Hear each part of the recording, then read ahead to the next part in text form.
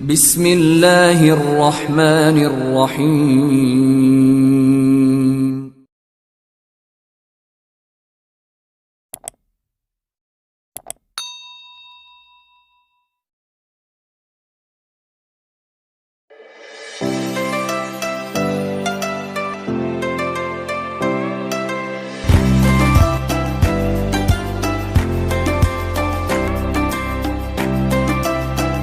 Kiat untuk menambah rezeki adalah infak, sedekah. Harus kita ubah nih satu kaidah kapitalis yang mengatakan menabung pangkal kaya. Maaf teman-teman yang suka nabung nih. Bukan saya larang nabung, bukan. Tapi dalam Islam bukan menabung pangkal kaya, tapi sedekah pangkal kaya. Nggak bisa ketemu antara nabung dengan sedekah, nggak bisa ketemu nih. Susah ketemunya. Karena sedekah disuruh keluarin, ini nabung disuruh simpan, gitu kan? Nggak bakal ketemu. Dalam Islam makin sering kita keluarkan di jalan Allah, makin terbuka tuh rezekinya. Ya, ini dalilnya banyak. Di antaranya hadis Bukhari, hadis Qudsi, di mana Allah Subhanahu wa taala berfirman, kata Nabi SAW, Allah berfirman, "Ya bna Adam, anfik alaih." Wahai anak Adam, berinfak dulu di jalanku, aku baru berinfak padamu.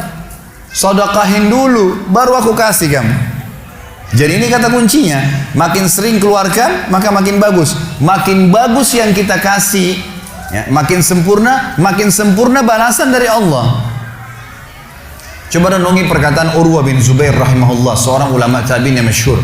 Urwah bin Zubair ini ayahnya namanya Zubair bin Awam, salah satu sahabat dari 10 orang yang jamin masuk surga. Anaknya namanya Urwah, ulama besar, gitu kan, dari tabi'in. Urwah mengatakan, janganlah seseorang di antara kalian memberikan untuk Allah, keluarkan di jalan Allah sedekah, sesuatu yang dia malu kalau dia berikan kepada pemimpin satu kaum. Begini maksudnya. Saya ingin tanya teman-teman, coba renungin dan jujur jawabnya ya. Kalau seandainya Anda tiba-tiba diundang oleh, saya nggak tahu nih, di Bali ini apa? Wali kota ya? Diundang oleh wali kota. Baik, bapak ini atau ibu ini diundang ke wali kota, ditelepon khusus, datang ya ke kantor saya besok, dan tolong beliin saya buah. Pesan beli buah. Kira-kira teman-teman sekalian, pada saat wali kota pesan buah dari Anda ini, beli buahnya di mana? Di pasar kaki 5 kah? Emperan jalan? Masuk supermarket. Cari buah yang biasa-biasa saja atau buah yang paling bagus? Kalau ada sedikit rusak, kulitnya tercoret atau mungkin terkelupas, dimasukin nggak? Setelah kita beli buah-buah yang paling bagus, yang paling mahal, ditaruh di kresek atau cari alat tempat yang lain. Cari keranjang, pakai plastik, pakai kartu nama, luar biasa. Kenapa? Karena wali kota yang pesan. Coba teman-teman sekalian, kalau ibu Anda yang pesan, bapak yang pesan, nah beliin ayah, beliin ibu jeruk ya, buah. Beli di mana kira-kira? Di kaki 5. Kemudian penjualnya bilang, ini ada rusak sedikit, nggak apa-apa, masukin aja. Pakai kresek tua ini bekas ikan, udah nggak apa-apa. Ini yang Urwah rahimahullah berkata, janganlah seseorang di antara kalian ya memberikan untuk Allah di jalan Allah. Orang tua kita tuh kalau bakti luar biasa pahalanya kan gitu. Yang kalian malu kalau kalian berikan kepada pemimpin satu kaum. Mestinya ibu ayah kita tuh dibuatin kayak tadi itu, malah lebih hebat daripada itu. Pilihin buah yang paling bagus, dikemas yang paling bagus dan seterusnya. Mestinya begitu. Tapi seperti itulah manusia, karena tidak paham teman-teman sekalian. Sesuatu yang dikeluarkan di jalan Allah akan mendatangkan respon rezeki yang banyak. Ini satu hal yang harus digarisbawahi, dan akan saya bacakan banyak sekali dalil berhubungan dengan masalah itu, di mana Allah Subhanahu wa taala menyuruh kita keluarkan. Ingat, makin baik kita berikan, makin baik juga respon dari Allah Subhanahu wa taala. Coba teman-teman muhasabah nih. Kalau celengan masjid lagi lewat dan Anda punya 1000 baru 1000 tua, yang mana ditaruh? 1000 tua. Kenapa 1000 tua yang ditaruh? Karena belum tahu nih, kalau saya berikan di jalan Allah, ini akan datang responnya. 1000 baru yang kita beli air mineral di luar sana, ini pemahaman yang salah. Ini yang kita mau lurusin malam ini nih. Mestinya teman-teman sekalian cari uang yang baru dikasih ke jalan Allah, yang tua dipakai belanja. Mestinya begitu. Karena makin baik kita berikan, maka makin baik responnya, gitu kan? Makanya kata para ulama, siapa yang memberikan sesuatu yang baik pada Allah di jalan Allah, Allah akan balas dia dengan kebaikan. Saya akan angkat sebuah kisah teman-teman sekalian. Kisah seorang ulama tabi'in bernama Rabi' ibn Haytham rahimahullah. Rabi' ibn Haytham ini ulama yang sangat terkenal dengan kesolehannya, luar biasa kesolehannya orang ini. Jadi dia di akhir hidupnya, Rabi' ibn Haytham ini muridnya Abdullah bin Umar, muridnya Abu Musa al-Asy'ari, sahabat-sahabat yang mulia. Ini murid langsungnya, ulama tabi'in yang terkenal, Rabi' ibn Haytham. Rabi' ibn Haytham ini di akhir hidupnya sempat stroke setengah badan. Datanglah 2 orang muridnya bertamu ke rumahnya, dan ini termasuk adab yang baik. Kalau teman-teman mendapatkan seorang alim ulama dan memang dia bersedia bisa didatangin, kunjungin, minta nasihat atau ketemu minta nasihat, atau ada di pengajiannya lah. Mereka datang mengatakan, begitu masuk kebetulan stroke setengah badan, bagian kiri tubuhnya stroke ini. Ada 4 kejadian di rumahnya pada saat itu.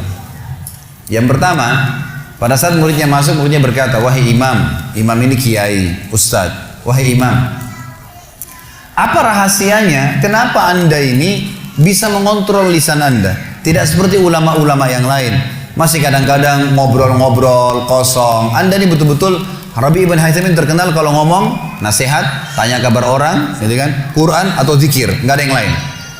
Ini itu saja 4 tuh dari lisannya, nggak ada yang lain, luar biasa. Kalau bukan nasihat orang, tanya kabarnya orang lain, gitu kan, apa kebutuhan mereka, kemudian berzikir atau baca Quran. Gitu. Ini masuk dalamnya zikir adalah doa.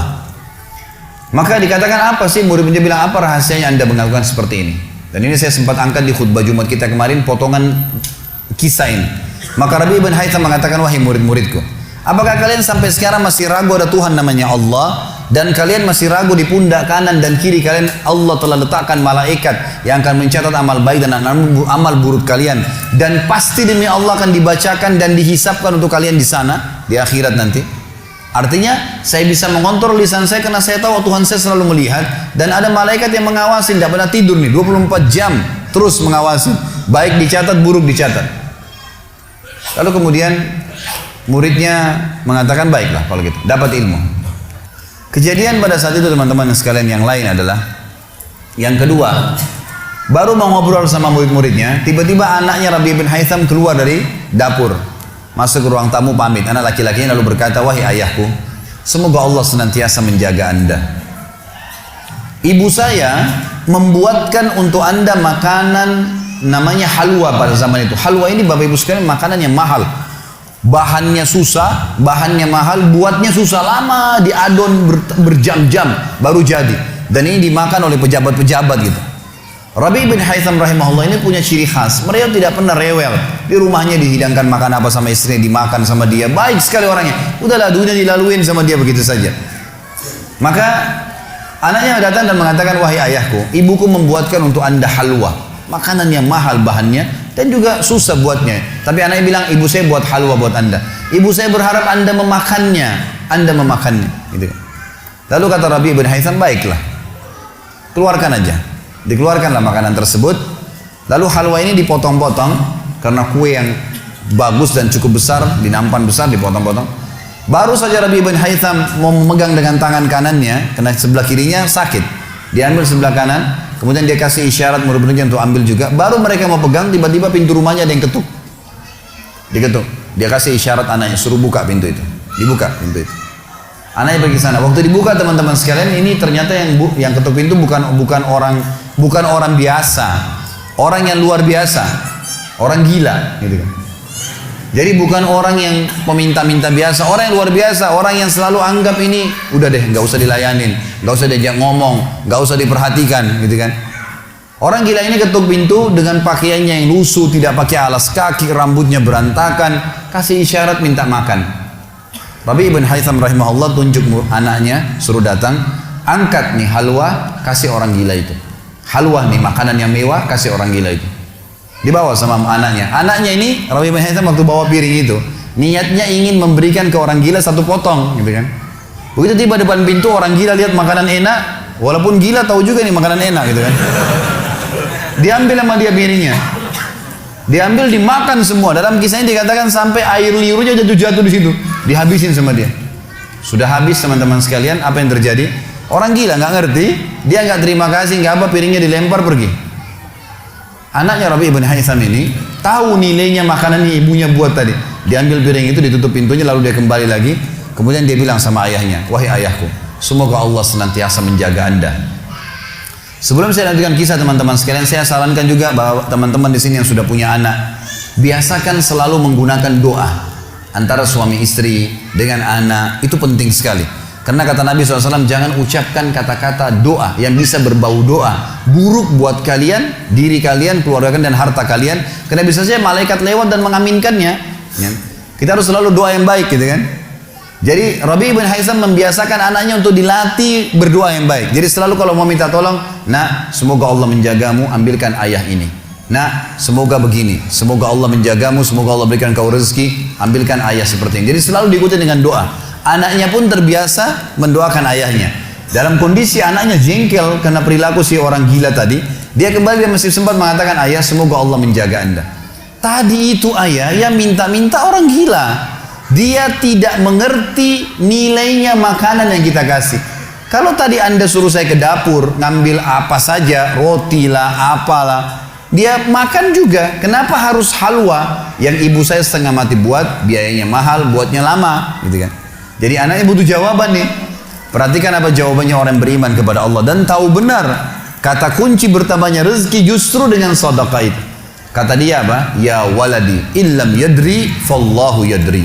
Baru dia baca ayat lan tanalu birra hatta tunfiqu mimma tuhibbun. Wahai anakku, kalau orang gila itu tidak tahu nilainya makanan yang kita kasih, nggak penting buat saya. Karena Allah tahu nilainya. Bukan dianya, tapi Allah tahu nilainya. Dan ingatlah firman Allah, kalian tidak akan mendapatkan, gitu kan? Kalian tidak akan mendapatkan balasan sempurna daripada sedekah kalian sampai kalian menginfakkan apa yang paling kalian cintai. Saya suka halwa itu, tapi disuruh kasih. Teman-teman sekalian, pelajaran luar biasa dari kisah ini. Pernah nggak kita berpikir berikan makan orang gila? Kadang-kadang subhanallah kita lihat orang gila ambil di sampah, kita biarin, nggak mau dilihat. Kalau kita nggak kasih makanan dia, siapa yang akan kasih makan? Dan Allah tetap menilai kita dan sesuai dengan niatnya. Innamal a'malu binniyat. Termasuk saya pernah jelaskan ke jamaah saya di pengajian. Kalau ada orang datang ke masjid kita ini sekarang bawa proposal teman-teman sekalian. Nih, proposal saya mau bangun masjid. Butuh bantuan 1 miliar. Kita nyumbang semua. Terkumpul 1 miliar. Sebulan kemudian kita tahu orang itu dusta. Rugi kah kita? Tidak rugi sama sekali. Kita akan dapatkan pahala bangun masjid walaupun masjidnya belum dibangun. Karena innamal a'malu binniyat, gitu kan? Allah akan kasih begitu. Siapa yang niat mengerjakan satu perbuatan, niat dalam hatinya, belum dikerjakan dapat 1 pahala, dikerjakan diberikan pahala 10 kali lipat sampai 700 kali lipat kata Nabi SAW. Jadi jelas sekali gitu kan? Bagaimana Rabi ibn Haytham mengajarkan kepada kita bersedekah teman-teman, sampai pada orang gila pun dikasih, karena Allah akan menilai kebaikan itu. Bagaimana bisa kita tidak lakukan? Maka selesai kisah yang kedua. Kisah yang ketiga adalah muridnya mengatakan, wahai imam, apa nasihat anda untuk kami dalam masalah ibadah? Tentu yang jadi saksi bahasan tadi orang gila dikasih makan itu ya. Maka dia mengatakan waktu ditanya oleh muridnya apa nasihat anda dalam ibadah kami apa nasihatnya, sholat, puasa, apa nasihat anda? Maka beliau mengatakan, alaikum bil asrar, rahasiakan amal soleh kalian, jangan ceritakan sama siapapun, kerjakan tapi jangan ceritakan. Udah, Allah sudah utuskan ada malaikat yang catat semua kebaikan, tidak dibayar, tidak pernah tidur, lengkap semua data-datanya hari kiamat, semua dicatat. Rahasiakan amal soleh kalian, jangan ceritakan sama siapapun, jangan buka sama siapapun. Baik, lalu kejadian terakhir di rumahnya adalah teman-teman sekalian, waktu itu terdengar azan duhur, stroke setengah badan nih. Lalu Rabi ibn Haytham ini, saya sekalian berikan motivasi kepada teman-teman yang masih malas sholat di masjid. Rumah Allah harus didatangi teman-teman sekalian, fadilahnya sangat besar. Kata Nabi SAW, setiap orang ke masjid, setiap langkahnya mengangkat derajatnya 1 langkah, yang 1 langkah mengampuni dosanya. Setiap ke masjid dapat 1 istana di surga, dan pulang dari masjid 1 istana lagi. Hadis sahih semua menjelaskan masalah ini, gitu kan? Belum fadilah salat berjamaahnya, belum terbangun ukhuwah, belum dan seterusnya. Belum lagi hadis Nabi SAW, siapa yang tidak kehilangan takbiratul ihram pertama imam selama 40 hari, dia akan akan diselamatkan dari sifat kemunafikan. Banyak fadilahnya. Rabi bin Haytham rahimahullah stroke setengah badan teman-teman sekalian. Lalu dia dengar azan duhur, dia kasih isyarat anaknya sudah tahu, suruh datang.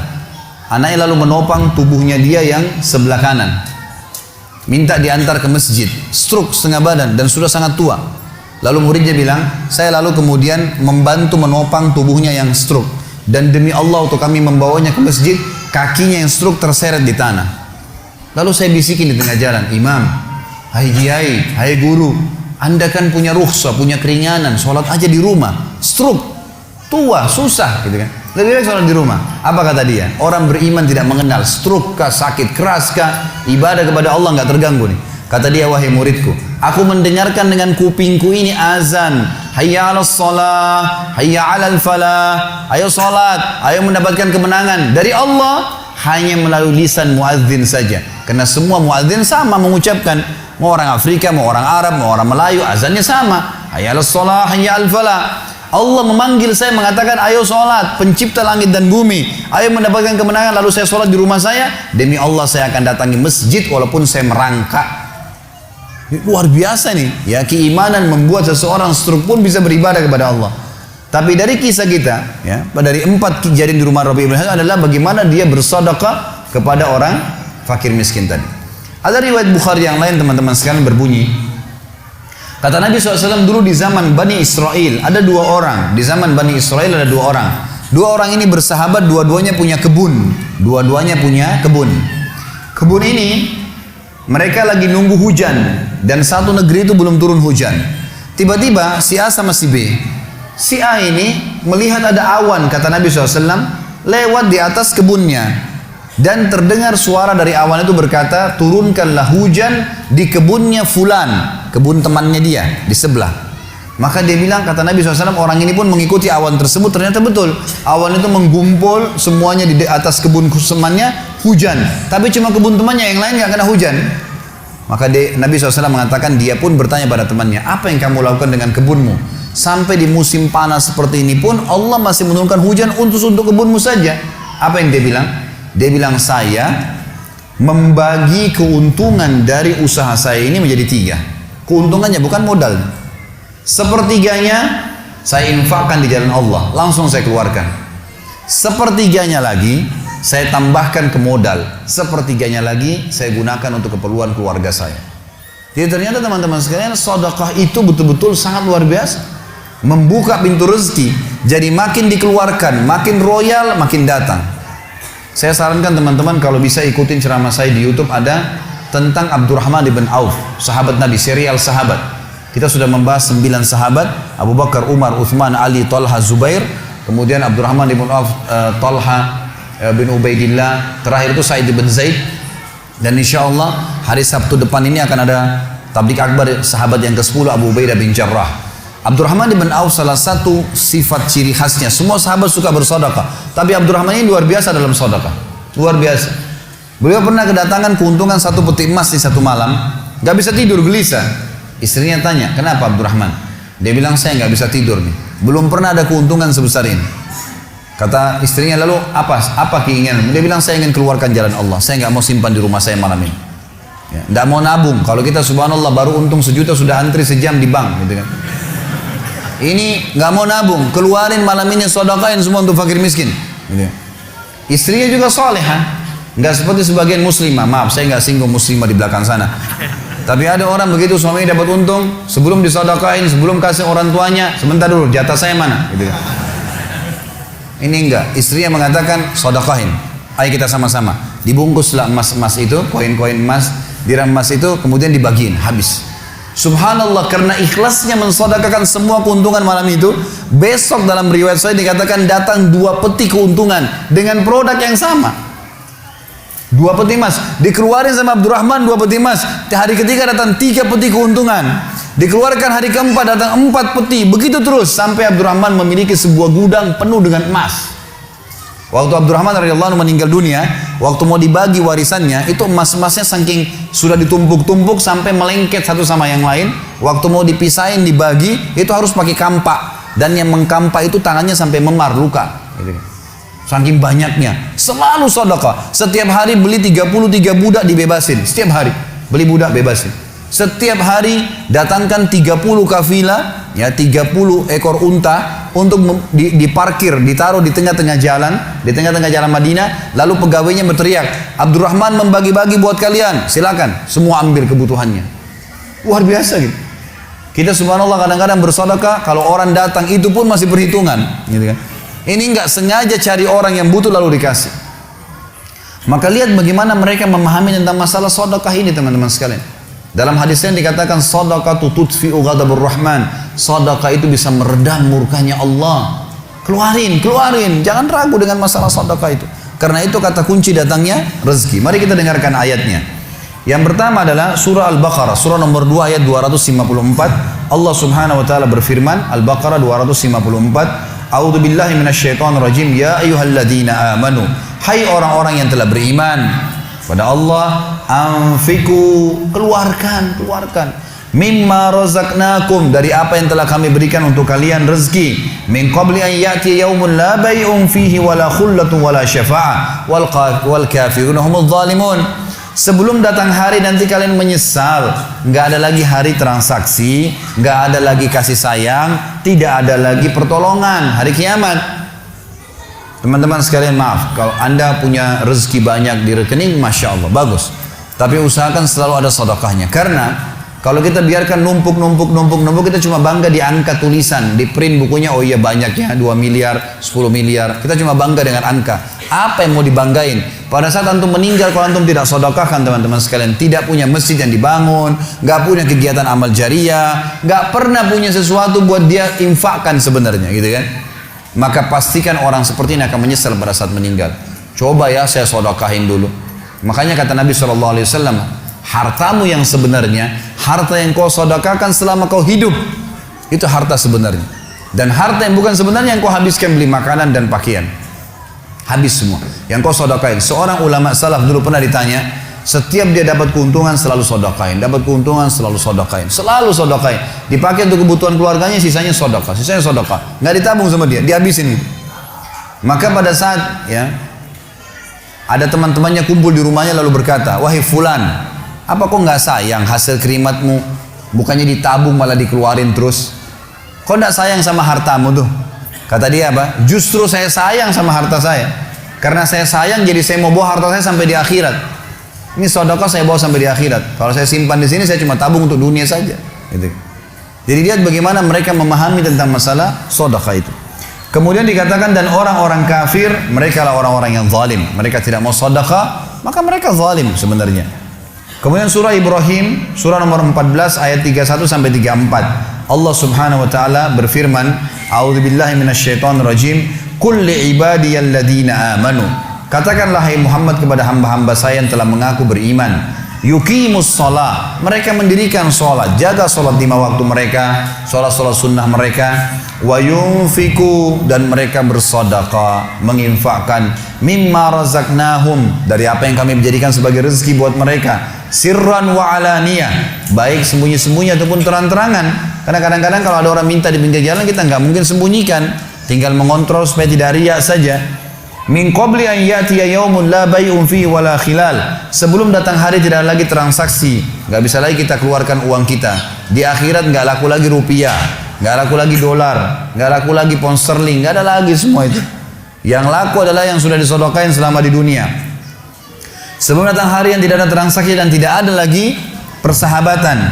Allahul ladzi khalaqas samawati wal ard, yang menyuruh kalian sholat tadi dan menginfakkan apa yang kalian telah diberikan adalah Allah yang telah menciptakan seluruh langit dan bumi. Wa anzala minas sama'i ma'a, dan telah menurunkan dari langit air. Fa akhraja bihi minas samarati rizqan lakum, lalu dengan air hujan itu dia tumbuhkan buah-buahan sehingga kalian bisa menjadikannya sebagai rezeki kalian, menutupi kebutuhan kalian.